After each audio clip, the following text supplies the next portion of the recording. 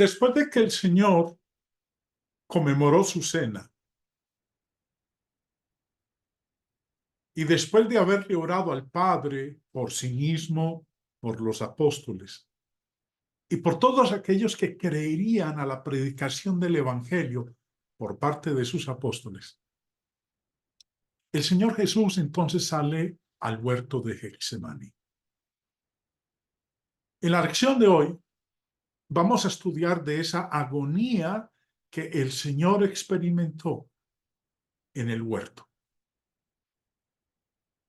Como dije hace un momento, el Señor ha conmemorado su cena, ha instituido su cena. Previamente ha participado y ha celebrado la fiesta de la Pascua y recordemos que todo eso ocurrió en el aposento alto. Ya ha culminado todo esto y entonces nuestro Señor se dirige al huerto de Getsemaní. En la ladera occidental del Monte de los Olivos, como ustedes pueden estar observando ahí en el mapa que está en pantalla, había un jardín conocido o un huerto conocido como Getsemaní. El término Getsemaní significa literalmente prensa de aceite.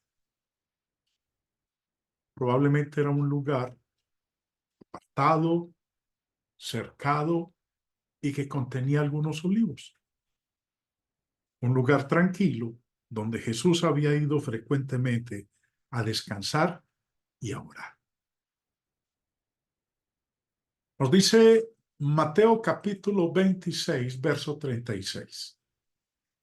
Entonces llegó Jesús con ellos a un lugar que se llama Getsemaní. Vuelvo y repito, el término significa prensa de aceite.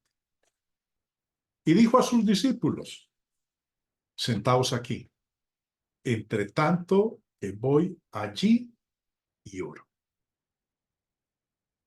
Será un lugar al cual el Señor, repito, había ido frecuentemente a descansar y a orar porque era un lugar tranquilo, apartado. Y tomando a Pedro, a Jacobo y a Juan, los dos hijos de Zebedeo, comenzó a entristecerse y a angustiarse en gran manera. Todos sus discípulos lo siguieron. Pedro, Jacobo y Santiago. Pedro, corrijo, Jacobo, que es también el nombre Santiago, y Juan.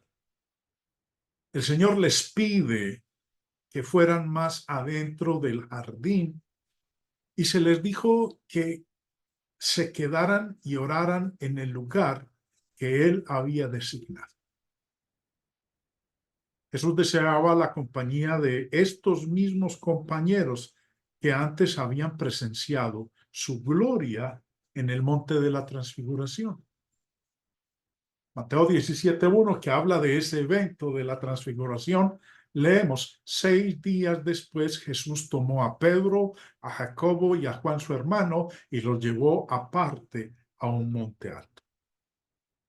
Bueno, en esta ocasión, en el huerto de Getsemaní, a estos mismos tres, a Pedro, a Jacobo y a Juan, el Señor les pide que lo siguieran. Jesús deseaba la compañía de estos mismos. ¿Le traerían consuelo? Recuerden que acababan de declarar su deseo incluso de morir por él. Pero pronto lo dejarían. Pronto dejarían de ser de algún apoyo en esta hora de agonía. Entonces Jesús les dijo: mi alma está muy triste hasta la muerte. Quedaos aquí y velad conmigo. Pocas escenas son más conmovedoras e incomprensibles que lo que vamos a leer a continuación.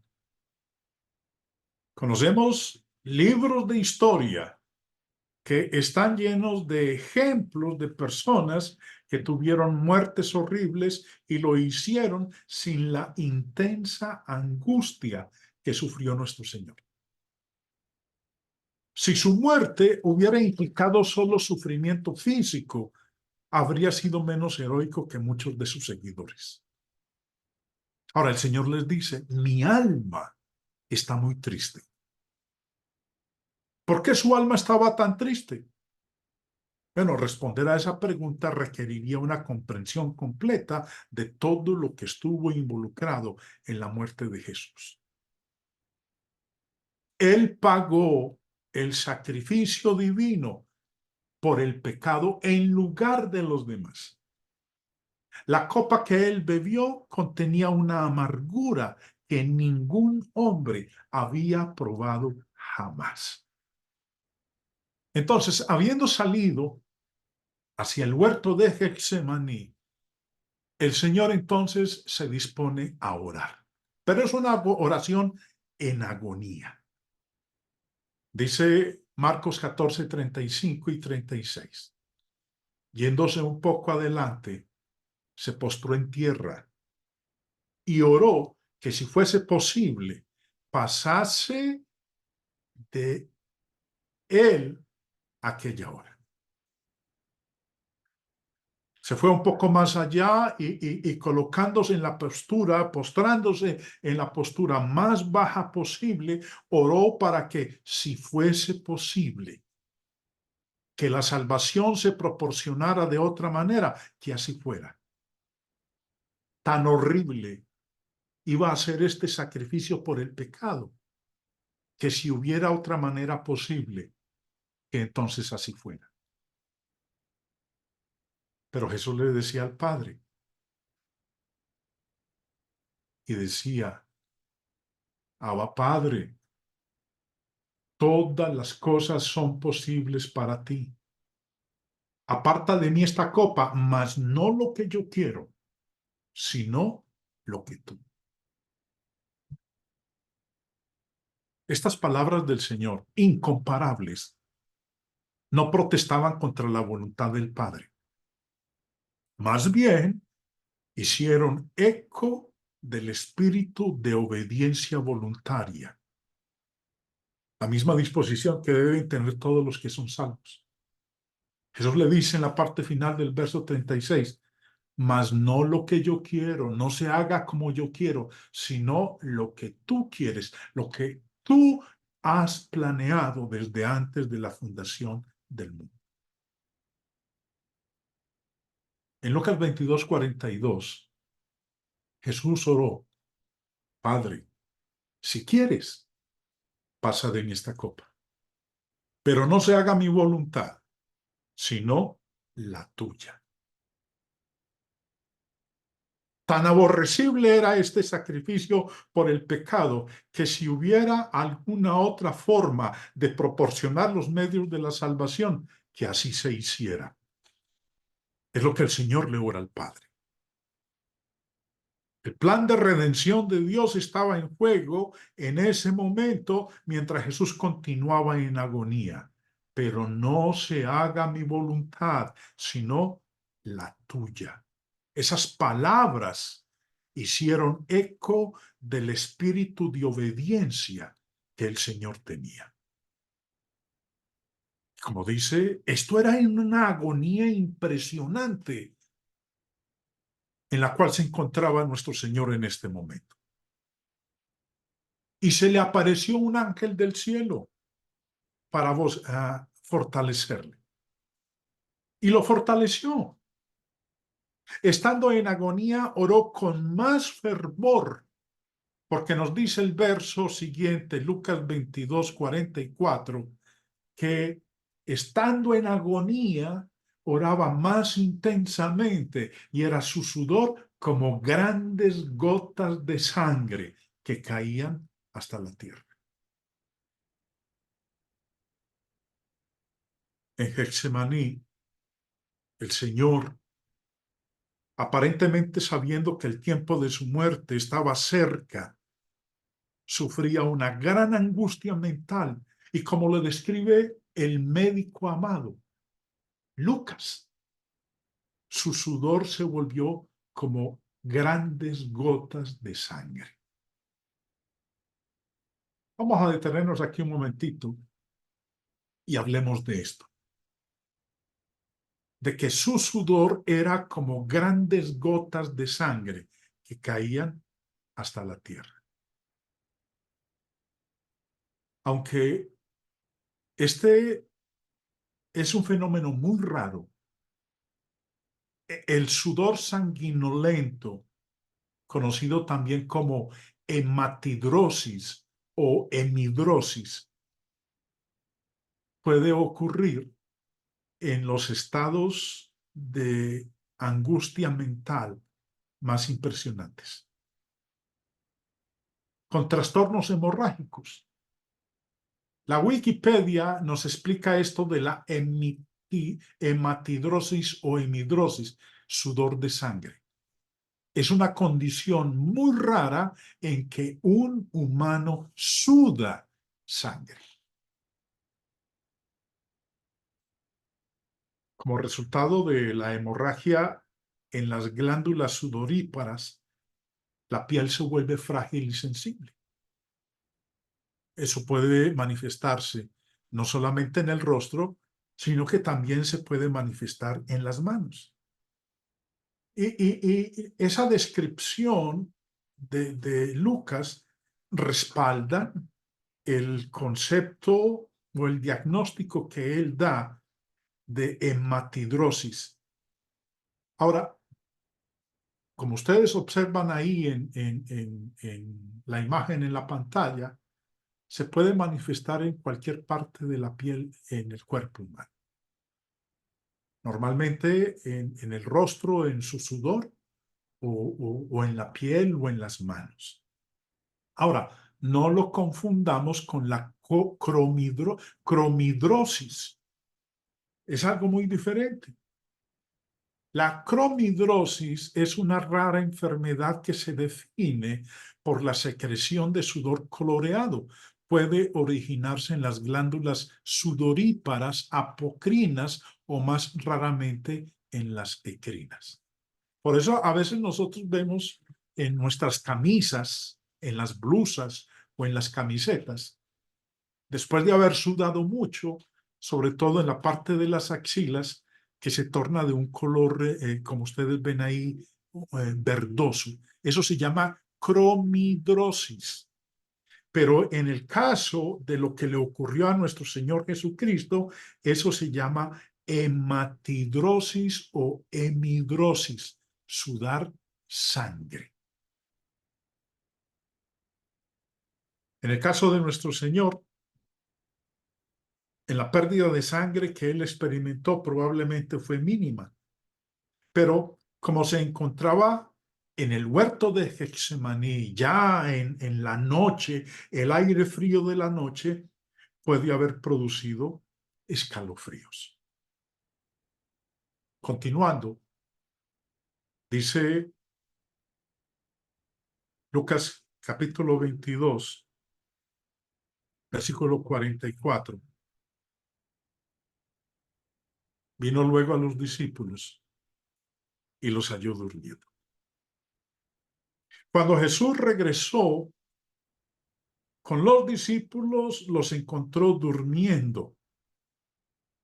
Aunque bien podría haber sido pasada la medianoche, no comprendieron los acontecimientos críticos que pronto ocurrirían.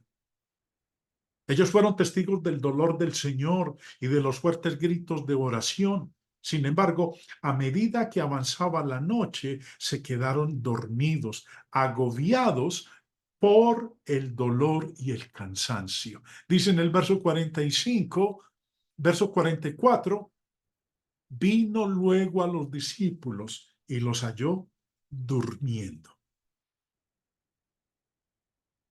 Mateo 26:40 dice, vino luego a los discípulos y los halló durmiendo. Cuando se levantó de la oración y vino a sus discípulos, los halló durmiendo a causa de la tristeza. Ahora, ¿por qué dice durmiendo a causa de la tristeza? Pues ellos, vuelvo y repito, como decía hace un momento, esa noche habían sido testigos del dolor del Señor. Y como él oraba en agonía, hablaba en voz alta y ellos pudieron escuchar esas aclamaciones, esos gritos del Señor en oración. Por eso dice, los halló durmiendo a causa de la tristeza. Los acontecimientos de la noche pasada, esa larga emoción provocada al escuchar las palabras de su maestro, les había dicho, las palabras que su maestro les había dicho durante las tristes horas de la última cena, la conciencia segura del dolor venidero, luego el paseo por la ciudad silenciosa, todo los predispuso a dormir. Pero llevados por el poder del mal, del cual el Señor les había estado advirtiendo, pero en vano, dejaron pasar los momentos y la hora de la tentación les llegó sin darse cuenta. Y dijo a Pedro, Simón, ¿duermes? Cuando Jesús regresó con los discípulos, vuelvo y repito, los encontró dormidos. Así que, ¿no habéis podido velar conmigo una hora? Entonces los exhortan, velad y orad para que no entréis en tentación. El espíritu a la verdad está dispuesto, pero la carne es débil. Ahora, ¿por qué les dice esto? ¿Por qué les dice que velen y oren para que no entren en tentación?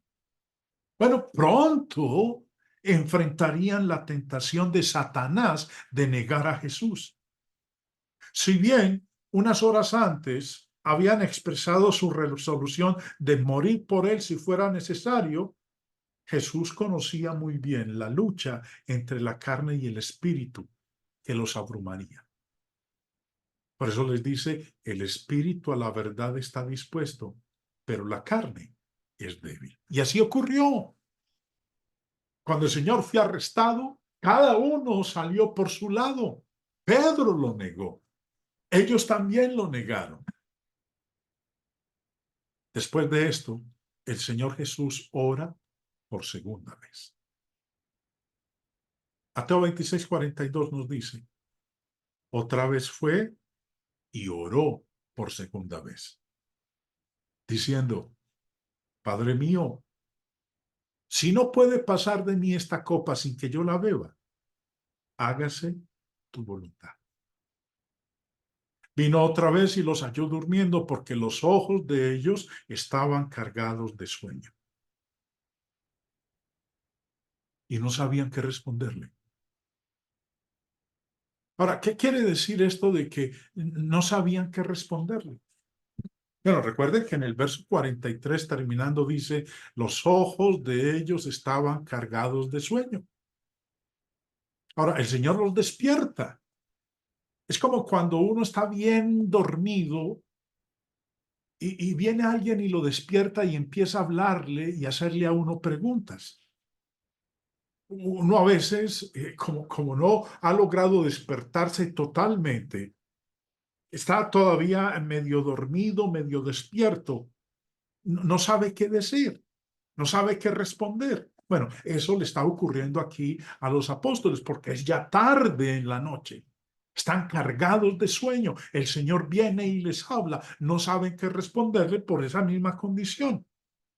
Están medio dormidos, medio despiertos. No sabían a punto fijo ni dónde se encontraban ni qué decir. Eso lo que nos dice aquí con respecto a su segunda oración. Y el Señor ora por tercera vez. Dice Mateo 26:44, y dejándolos se fue de nuevo y oró por tercera vez, diciendo las mismas palabras. Jesús había deseado su simpatía y compañía en su agonía. Pero Pedro, Santiago y Juan cansados, se habían quedado dormidos dejándolo en soledad y en desolación. Entonces vino a sus discípulos y les dijo, dormid ya y descansad.